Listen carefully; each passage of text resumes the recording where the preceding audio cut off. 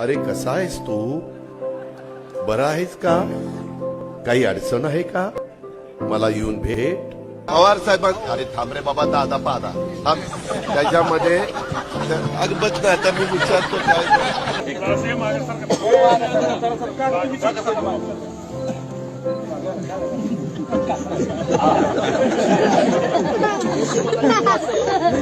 अभी शाम तक रुको, अभी कल शपथ ली है ना. उनका समझ में आएगा.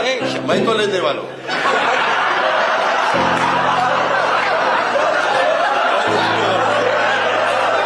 कुठे विट्टी दांडू खेळायचे, कुठेही भोवरे खेळायचे. आताच्या पोरांना गोट्या माहित नाही.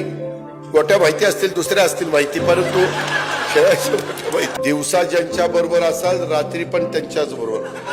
म्हणजे त्याच्यामुळं अरे थांब रे थांब, एकच मामा आहे म्हणूनच आणलाय निवडून. जरा का बस, जरा मामीचं पण नाव घे. मामी नाराज होती.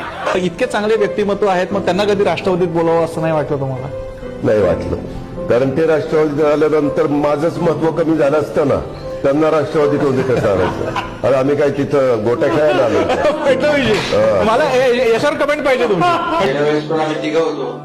खुर्च्यांची थोडी आतला बदल झाली आहे.